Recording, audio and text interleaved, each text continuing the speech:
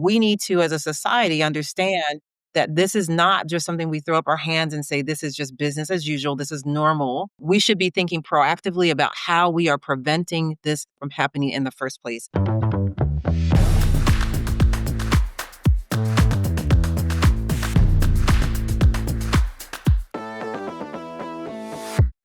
Hello, team, and welcome to Bureaucracy. I'm your host, Emily Gross, and I'm very excited today because I have the executive director of Moms Demand Action. I have Angela Ferrell-Zabala with me, and we are going to be talking, unfortunately, about mass shootings in America and the unfortunate reality of that going on. But Angela, really happy to have you.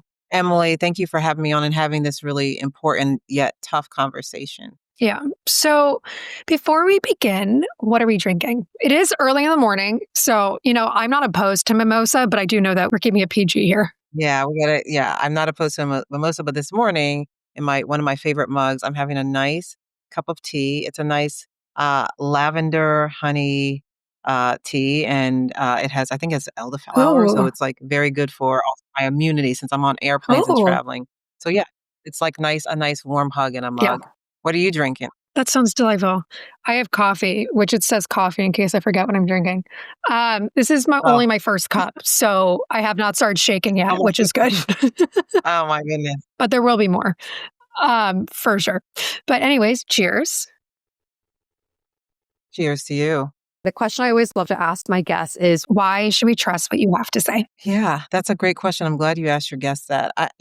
This is a tough issue, and I think the reason I think you should trust me on this is that I've been leading our largest grassroots organization that is set up to fight gun violence and advocate against gun violence and advocate for gun safety. I've been in this role for 3 years. And I also, like more than that, and we have volunteers all across this country that I oversee that are survivors of gun violence, that are students. So this is Students Demand Action, Moms Demand Action. And so we are doing the work. We're doing the work every day. We're in all 50 states, plus the District of Columbia where I live. And even bigger than that, I think my qualifications are that I'm a mother. I'm a mother of 4 children. I'm a mother of 2 of my youngest children go to public school. And I am thinking, like most parents, like most concerned people in this country, that this is absolutely enough is enough. And so I think I'm leading with that kind of urgency because I am a parent, I am a community member, but not only do I want my children safe, I want everyone's children safe. So I think that's why you should trust what I'm saying and what we're doing and what I'm leading is because it is coming from the heart. It's rooted in community. It's rooted in survivors and people that know firsthand what that pain looks like. And so I think that's what makes us uniquely positioned to do this very important work. Yeah, absolutely. And I mean, I don't know about you, but I trust moms with everything. So if a mom's saying it, then you have to trust what they're saying, know? It has to be true. I agree. Exactly.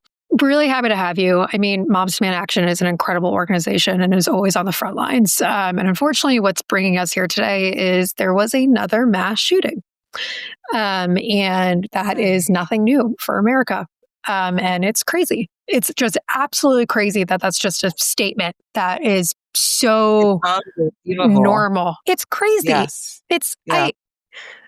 So there was this mass shooting in Minneapolis, and it unfortunately killed 2 children, an 8-year-old and a 10-year-old, and it injured, I believe, 15 other children as well as 3 older people. It's repulsive that this is an okay part of American society, and it can't be. It has to stop. It has to be finished. And, the first question, like, what can be done to prevent mass shootings?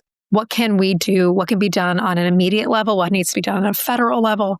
What can be done to help make sure that this no longer happens? Yeah, well, thanks for that question, Emily. And I just want to go back to first before I answer it is what you were saying is that we have to first and foremost know that this is not normal. It cannot be normal. We cannot allow this to be normal. This cannot be the routine for our children. And as a mother of 4, like I said, my kids run the gamut in age.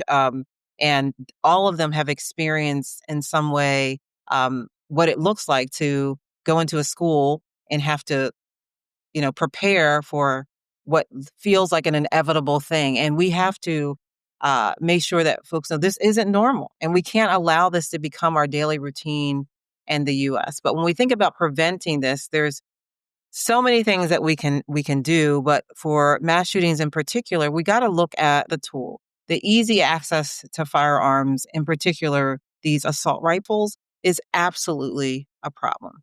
So I think, the more that we can do, and this is what we're doing at Moms Demand Action and Students Demand Action, is we're just advocating from local to state to federal level on policies that we know will be proven to prevent tragedies like this. This is something that it's not a car crash, it's not some act of nature. This is something that is absolutely preventable. And that's what I think makes many people furious about this because we don't have to settle for this as our normal for our kids. So I think we are calling for making sure that we are banning assault weapons. That is something that it should be a non-negotiable.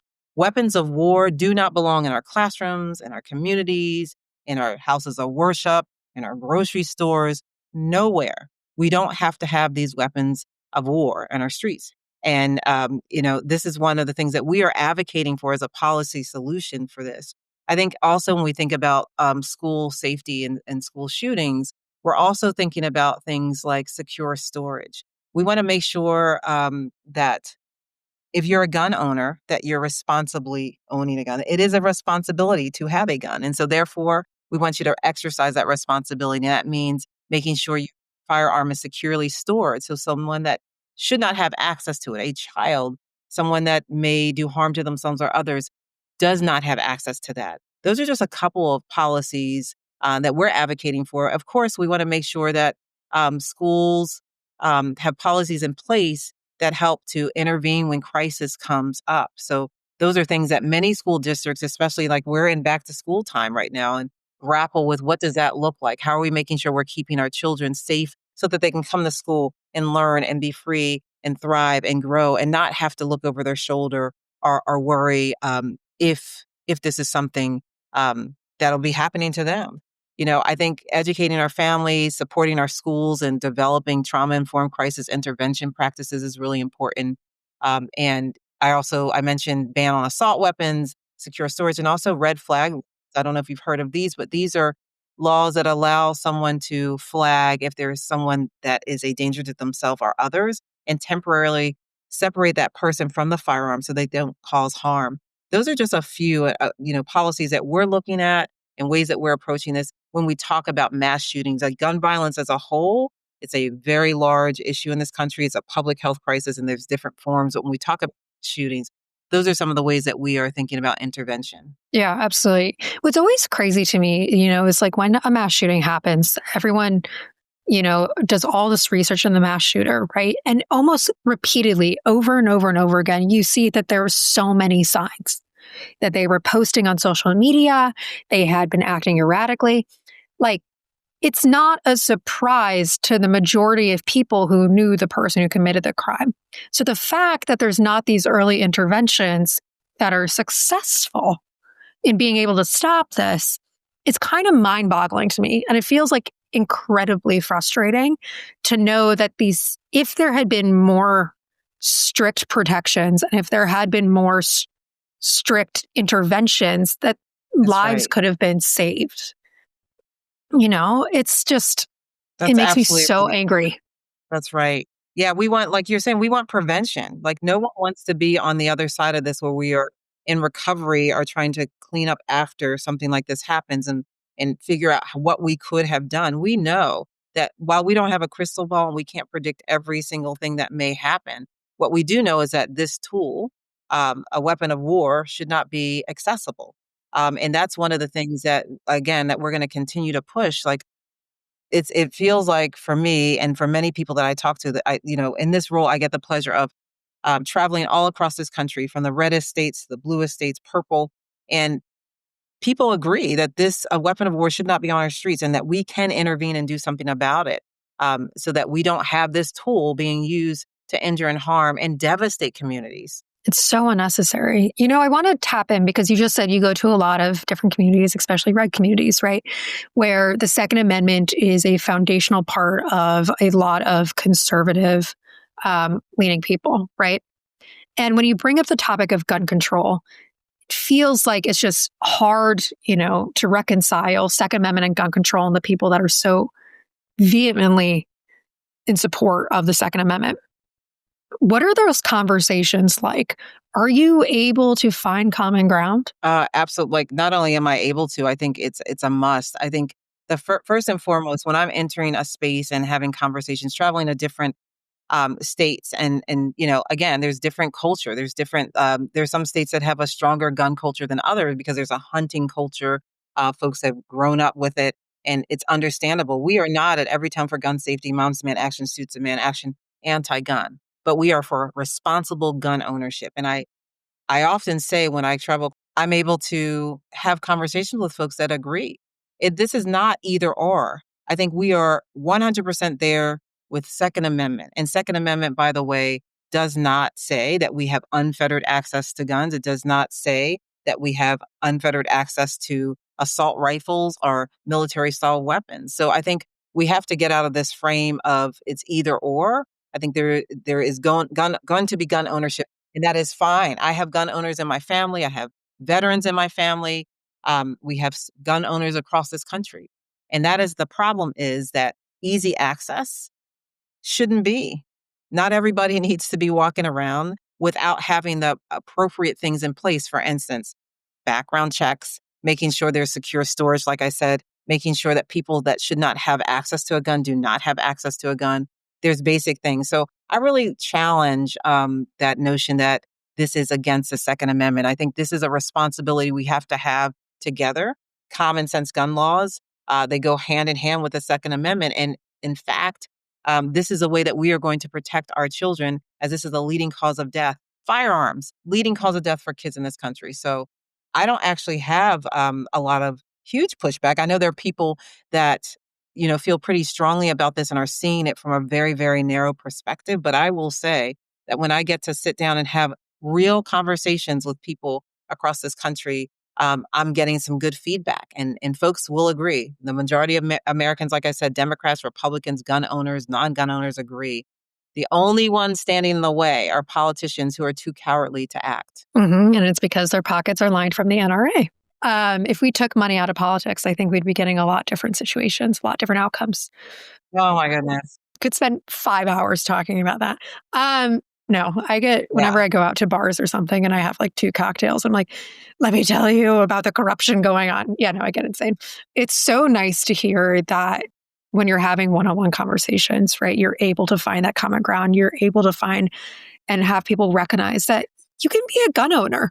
People who are in support of gun control are not anti-gun. They're anti-danger. Absolutely right. Like, it's different. It's absolutely right. And that brings me to the point. I was in Nashville, and I think this was over the fall, and I was helping to campaign for some incredible, now they are elected leaders. And there was a gentleman that I came across that heard me speaking about one of the candidates who's really strong when it comes to gun violence prevention measures. And the person came up to me after I spoke and said, "Hey, I don't agree with you." And I know immediately my colleagues that were kind of staffing me at the time were almost like up and like, "Oh, wait a minute, we got to stop this." I'm like, "No, no, no. I am okay with having a conversation." I think that's part of the problem in our society now, is that we want to, if we don't like what something sounds like, we want to tune it out, or we want to not listen, or we want to not engage. And there's no way we're going to solve this problem if we just um, put our hands on our ears, put our head in the sand, and just speak to the people that actually echo what we're saying. And so this gentleman, who's a veteran and a gun owner and grew up in a tradition of hunting, was really upset by this notion that he felt this was leaning towards taking away his access as a responsible gun owner. And the first thing I did, first and foremost, is listen. I just listened to him. What is it that he had to say? Now, he had things to say about mental health, which I felt were a little bit extreme, that he thought people should be in sanitariums. That's not where I believe. But by the time we finished this conversation, I talked to him about the fact that mental health issues are not just an American thing, but mass shootings are an American thing, uniquely American. And at the end of this conversation, he ended up, Emily, saying, you know what, surely there should be something like a way that people should maybe get vetted before they have a firearm. Bingo. That's a background check. I didn't even have to sell it to him. I think it's not about selling. People understand common sense things. People that want to make sure their communities are safe, their families are safe, their kids are safe, that they're safe, and they're also gun owners, they can have these conversations. So I think when we talk about Second Amendment, and some of the folks that are, I would call them extremists on this issue, they want to make you believe that there is such a big difference. It's either or. That's not true. It's not true at all. We just need to know that with gun ownership comes responsibility. So be responsible. And there are common sense measures that we all should be taking to make sure we're protecting our communities from gun violence. Absolutely. That makes me so happy. And I think it's such an important reminder for people, especially in such a partisan world we live in. Social media is not real. Yeah. Media talking heads that are trying to sow division are not real. Yeah. These individual conversations are what really matters, and that's what's real. And that's still so common and so present. And we need to get rid of this mindset that you can't have a conversation with the other side because it's not helpful and it just brings us all down. Yeah. We need each That's what other, Emily. We need each other to solve this problem. Totally, totally. And talking, you mentioned mental health, right?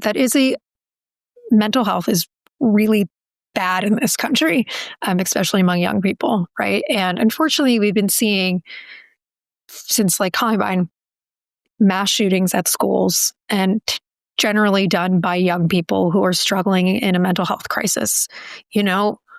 Why why schools? Why has this become something that's common? And what can we do to help people who are struggling and think that this is the correct way to show people that they're struggling? How can we help in a mental health crisis? Yeah, 2 questions. So there's the mental health crisis piece, and there's like the schools. I'm gonna start with the schools and then go to the mental health. I think, I would almost push a little and say, it becomes a national story. It becomes something people are alert to when we see something so horrific, especially when it's hitting children, innocent children just trying to go to school, trying to play in the park, trying to worship at a house of worship. Like this is something that really gets people's attention. And the truth is that it's not just at schools because we have such unfettered, easy access to guns, and because there are politicians that rather, support the gun manufacturers and the gun lobby than really stand up for communities and the children that are dying, then we have vulnerabilities from schools to grocery stores to movie theaters to houses of worship to parks to neighborhoods. It's everywhere. That's the whole point. And I think, we need to, as a society, understand that this is not just something we throw up our hands and say, this is just business as usual. This is normal. We should be thinking proactively about how we are preventing this from happening in the first place. And the tool is important. And having the measures that will make it such that not just anybody can access deadly weapons like this, and that we have no military style weapons in civilian hands. Simple as that. So that's where I land with that. I think when we talk about mental health, I'm not a therapist, I'm not a psychologist, but I do understand that mental health crisis, as I said earlier, is not just a uniquely American problem. But I think what happens is when we think about taking care of people that are in need, whether it's through mental health crisis or not, that means we're going to have access to resources. And when we have this administration and others that are cutting resources so people can't access mental health services that are going to help them, right? I think that's one thing that we would look at. But again, when we talk about mental health, I want to be careful also because oftentimes in these conversations, and especially when I see people that are hell bent on doing nothing about, common sense gun policy, but instead want to then put in place or stand up in front of people after folks have literally had to say goodbye to their children because their lives were taken by guns at the hands of a gun, want to say it's about mental health. And I think the danger in that is that the reality is that in mental health crisis are people that you would typically say when you talk about mental health are usually not the perpetrators that are perpetrated against more often than not. That's what the data shows us. So it's easy to kind of pull that core and hide behind that and not be able to look at the full picture and understand that you have to, first of all, not have unfettered access to all kinds of weapons of war. You have to not cut back all kinds of programs that would help and support people in their daily life, whether it's mental health, healthcare, all the things that are going to have someone be able to thrive in a community. So all those things go hand in hand. It's not just one thing, but I think you're right. We have to do more about that, and we have to make sure that we are addressing that as a whole, but also realizing that it's not helpful to have to be able to get a gun easier than you can get a meal or get health care or get a job. That makes 0 sense. Yeah, the fact you can just like walk into a store and buy a gun is actually insane to me. It's too easy. You can go online and the scary Emily, it's not just you can buy parts and put a gun together. Those are called ghost guns. It is absolutely ludicrous. But the good news is, because I think I'm sounding to listeners like, oh, the sky is falling. And yes, this is horrible. This is dangerous. And yet we have solutions. And that's the point here is that there are things that we can and should be doing to make progress so that we actually can kiss our kids goodnight. We can actually enjoy walks in the park or going to the movie theater without fear of gun violence. Yeah. And I love your point that mental health is not a uniquely American thing, but gun violence is. I think that's so important. And it's also, like, and I love the way you're saying, like, people hide behind mental health as a reason to like not do gun control. No, it's a two-pronged approach. And that shouldn't be crazy and hard for people to understand that you have to attack this issue from two ends, right? You need to help people who are Absolutely suffering right. with mental crisis, and you need to take away the easy access to weapons, right? And correct me if I'm wrong, but most gun violence, right, is self-harm based. Yeah, there's a large percentage of gun suicides as part of when we think about gun violence in this country, we look at it from many different angles. People think right away gun homicide because that's what you see. You turn on the news, you hear something, it's gun homicide. But we think about also unintentional shootings when someone, particularly children, get their hands on a firearm that was not secured and they're playing around because that's what kids do. They're curious. You can't even hide a Christmas present from a child, let alone thinking you're tucking your gun somewhere and not securely storing it. And then they're playing around or showing off with their friends. And next thing you know, there's tragedy that strikes, and that could have been prevented. There's domestic violence in this country. And like you said, there's suicide. And so we look at all of these different pieces of gun violence, and there's community violence that happens, daily gun violence that happens in communities and neighborhoods across this country every single day that people don't even blink an eye at. And so all of these things deserve different kinds of interventions. And gun suicide is a high percentage of when we talk about and we calculate gun violence in this country. That's a high percentage of it. It's so sad. It's so scary because, like you said, it doesn't have to be this way. So, what Yeah, wins have there been? absolutely. Because we need a little bit of hope here. So, what wins have there been recently? Where are we at? Yeah. So recently, I can talk about a couple wins, but I will say just over the span of time, especially when I'm just talking, because folks that have been stepping up to fight to prevent gun violence in this country have been here for decades. Moms Demand Action is 12 years old. And in that 12 years, I can only speak about our time in the movement. We have seen a big shift. People are talking about this. We used to call this a trail of politics. You couldn't touch it. You couldn't touch it because it was an automatic, like, conversation shut down.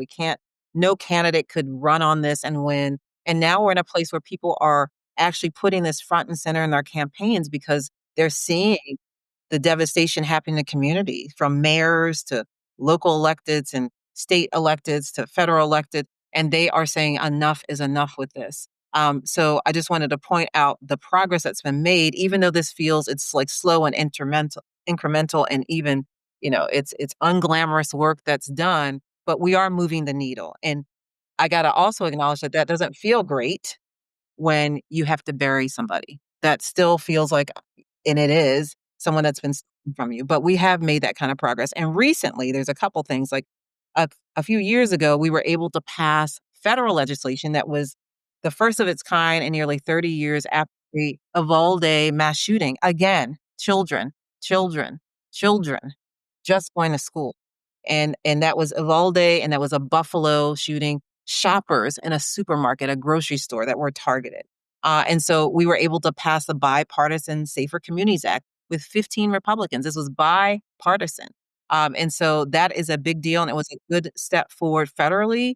And there's so much more to be done, especially as this administration has come in and has tried and has rolled back and clawed back some of those things that were offered through that legislation.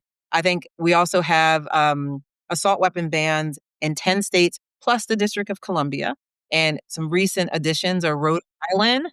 That was a hard fought battle because we have our volunteers and leaders and advocates around fighting for nearly like a decade or more to get something like this passed, and we were able to do it. Colorado has had seen tragedy after tragedy, from movie theaters to supermarkets to nightclubs, and it is just incredible. So I would say there is progress being made, and yes, it is slow and incremental. It feels like a marathon more than a sprint, but we're doing it, and we're not going to let up. Yeah, that's incredible. That makes me so happy to hear.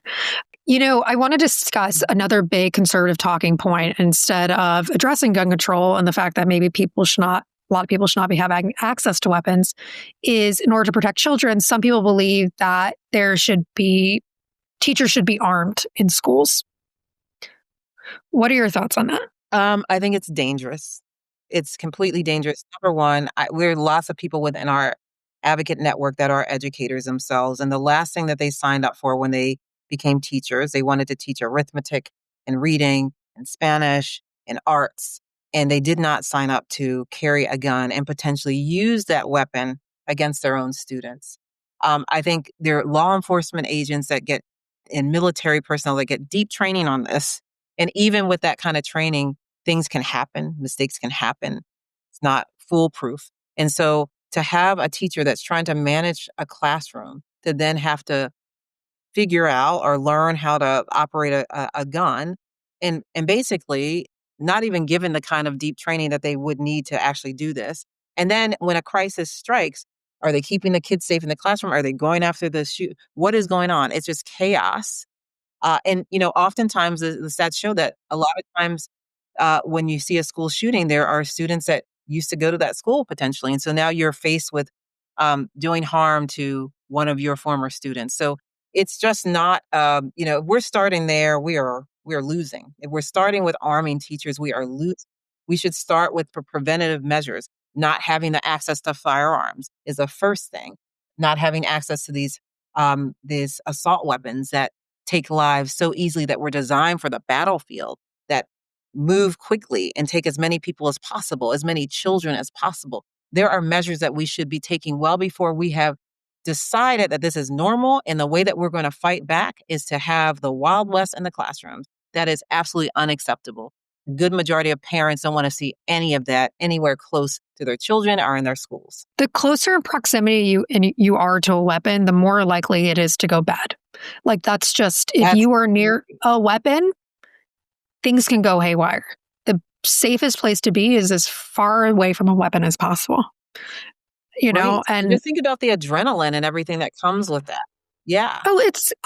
listen, my dad is a gun owner, and we've had many a conversation about it, and I don't, and he unfortunately is an owner of an assault rifle, and I don't, and we've had a conversation, and I've tried to get him to get rid of it. It is locked up in a safe in his home. He's asked me if I want to know the code, and I've said no.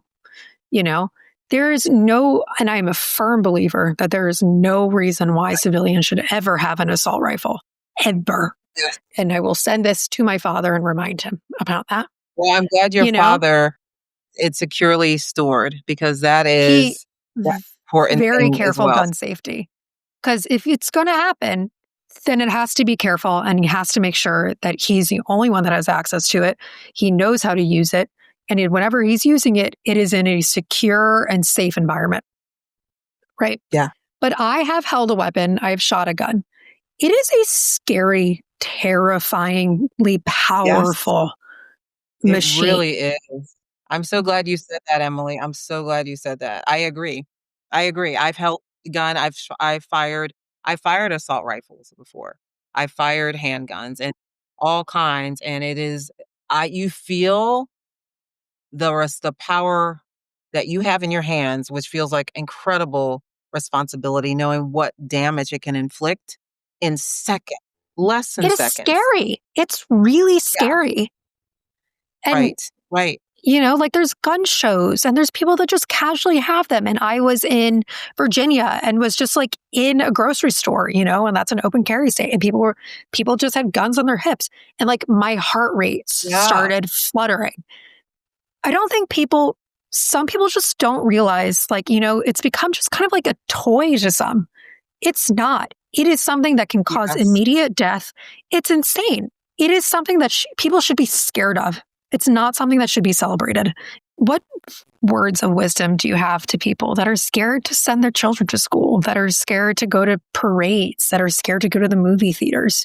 Like, what do you have to say to people that have this fear because of what we've allowed this version of America to be? Yeah, I first want to just say it's normal. It's normal for you to feel this way. It's normal for you to be afraid. It's normal for you to not know where you can be safe in this kind of climate because it feels like it's coming at all angles. And yet, I think when we feel those feelings, because I, even as an advocate that does this every single day, um, there are moments where I have those pauses and I think about, I look at exits when I'm in different places. And I also realize that I can't live my life constricted because we have people in this country, leaders in this country. I hate to say leadership because leadership comes with courage. And we have people that are deciding to that something that is literally a simple thing, simple policy that can really lessen gun violence in this country, bring it down significantly, and they're choosing to do the other thing. So I would say to that, number one, there's something we can do. We can stand up. We can have conversations. It could be small conversations. I often hear people say, well, I don't know. I'm not a policy person. I don't know this. You don't have to know all the ins and outs. Having a conversation, asking simple questions when your kid goes to a sleepover or a play date, asking the parents, are you a gun owner? Do you have a gun in the home? And if they do, the next question should be, is it securely stored? I want to make sure that the kids are safe. My kids are safe. And that should be a common question. I know people are nervous to even ask that, but it starts with kind of creating and really pushing into this culture of responsibility around gun ownership, and also that it takes all of us to make sure that our kids are safe. And so asking those questions, which will become less awkward when you do it, and it really people appreciate it when you do. I think it's simple as that. I think it's also advocating for things. You can join one of our chapters, Moms Demand Action or Students Demand Action. You can text READY to 64433 for Moms Demand Action, or you can text STUDENT to 64433 and join Students Demand Action. And you can be plugged in with leaders that are local people. When I say leaders, sometimes that's intimidating because people are like, I'm just a regular person. These are regular, everyday people that have decided that enough is enough and that they're going to do everything in their power to help and to move this so that we are not in a place of trying to figure out how to survive, but we are thriving. So that's another measure and step that you can take. I'd also say, we didn't talk a lot about this, but um, elections have consequences. I think you should really get to know who is running for office. And I'm not just talking about the highest level, I'm talking about school board, I'm talking about city council, I'm talking about dog catcher, I don't care. But you should understand, like, what is their platform? What do they mean and what do they intend to do when it comes to gun safety in this country and in your community? And asking those questions, figuring that out, and voting, so important. So those are just a few things that I would suggest. But I would also say we are making progress. There are so many people that get up every single day to do this work. In particular, I am inspired by the young student leaders that get up and do this work. Some of them, survivors themselves, have been either through a school shooting or a shooting in their community, have had folks stolen from them through gun violence in their communities. And they get up and they do this work. They go and advocate. They go to the capitals or they write letters or whatever they can do. So that, and also survivors themselves of gun violence that take their pain and turn it to purpose and get up and one foot in front of the other, and how painful that must be. I'm going to say, I have a very quick story for you. This was a couple years ago. I was in Atlanta, Georgia, and we were advocating for assault weapons ban. It was around Mother's Day weekend, and I remember we were advocating because we said, moms, yeah, chocolates and flowers are great, but really we want our kids safe at home. We want to ban weapons of war, and so it was a big rally in, I think, Piedmont Park. And after I spoke, there was a gentleman that came up to me, and he was grief stricken. You could tell, and he came to me and he said that he wished he could speak. And I, being the person I am, I'm always trying to make space for people. And I said, well, maybe we can get you to speak. What is it you want to say? He's like, no, I can't. And I found out his name. And it turns out earlier that week was a shooting at the Midtown Medical Facility in Atlanta. And his wife was shot and killed. And that was just days before. And this was on a Saturday. The next day was going to be the first Mother's Day without her, and they had 2 kids. And I remember I embraced him and him just, like, crying in my arms. And I say that to say the power, what was that thing within when you can't see anything beyond what was stolen from you, and you got up, and you got dressed, and you walked out on that hot day in Georgia, and walked to that park to show up and it was probably all he could do. So that's why I have hope, because once you see it, you can't unsee it.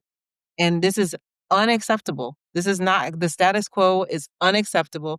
And there's more and more people of all walks of life, all ideologies that are coming and saying, absolutely not. So I hope that, listeners or whoever hears me today is inspired and will stand up, and we're here if you want to join us. But there's something that we can do about this, can be done about this. And, having you part of this journey would be helpful and critical. Yeah, absolutely. Wow, what courage that man has, to be able just to keep moving. Yeah. Um, it's so it's so Yes. inspiring. We are so much stronger together than we are apart, and people need to realize That's that right. the dialogue that you see is the divisive dialogue is designed to keep us apart. But we can get together, and like you said, from all walks of life. This is unfortunately something we have to fight, and unfortunately, this is a common unifier. You know, wow. And when you Yes. mentioned elections, the one thing I do That's want to also mention, That's right, right, is and we need each other. absolutely. And you mentioned elections, and friendly reminder to people is like you can see who donates to your candidate. Follow the money trail. See where they're getting their money Yeah, from. Because they may promise something, but if there's money coming back to them from an organization you do not support, then it's likely that there are some promises being made. So follow the money trail, because that will provide a much clearer insight into what they might be voting and how they might be voting. that's right, that's right, the money trail. And I would say, I'm sorry, Emily, if I cut you off. I think another thing that I often say is that election day is just the start. That's not the end of it. You placing your vote for a candidate is not the end of it. That's just the beginning, because once they're there, they work for you. They are to be held accountable to the things that they promised, and also to the things that are going to impact your community. And so if this is about the safety of your schools or your communities, your neighborhoods, if it's about making sure funding is going into community violence intervention programs and interruption programs that are going to stop cycles of violence in communities, if it's about making sure that um, teachers and schools have resources so that they can address both mental health and students and young people that are struggling, but also have what they need so that they can keep their schools safe and free from gun violence. Those are the things. That is a thing that I would say is most important, is to hold folks accountable once they are in office, and we can't just vote for them and just sit back. I say democracy is an action.